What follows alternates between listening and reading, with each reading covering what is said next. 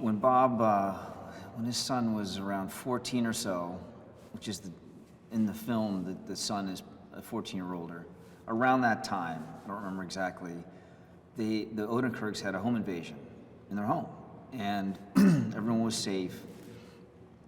Bob kept the intruder downstairs. They called the police. The family stayed outside. The family were coming home. When the police were cleaning everything up, the guy had been taken away, and the policeman said to Bob, "You did the right thing. It's not what I would have done. You did the right thing."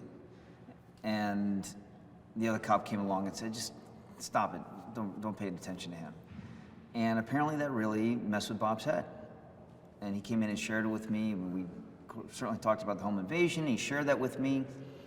And it began a real meditation or deep dive into what does it mean to, as a father, as a parent, as a husband, to protect your family. How do you do that? When is the right time to have a gun? When is not the right time to have a gun? And it began a whole deep conversation about that. And we started talking about what are the films that have explored that.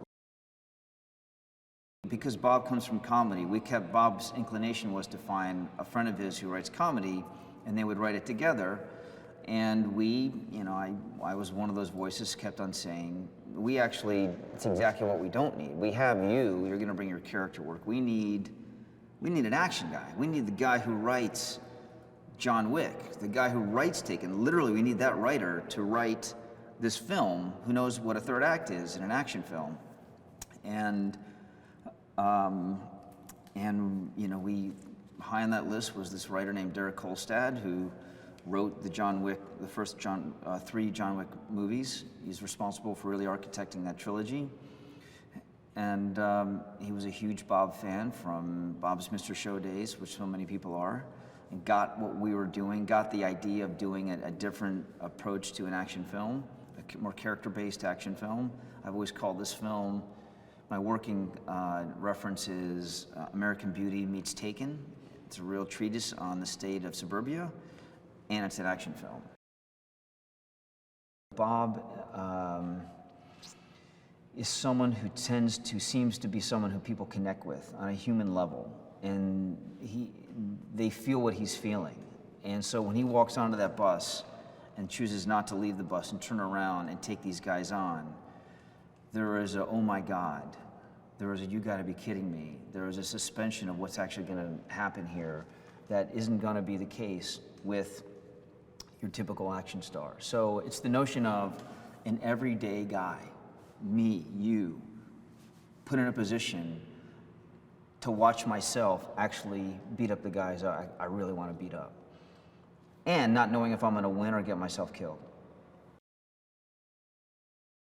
Alexei is pure brilliance.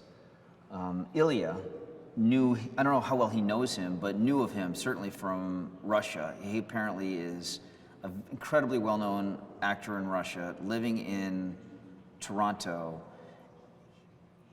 Ilya asked him to put an audition on his iPhone and just mail it to Ilya. So we were up here in Winnipeg before, 3 weeks before shoot, and we still hadn't cast the role, and Ilya holds up his iPhone and says, "Look at this guy." And he danced for his audition. He danced this dance when he was going to be on stage for the karaoke piece. And we frankly didn't even need to hear his dialogue audition piece when we saw him with so much comfort and swagger and fun.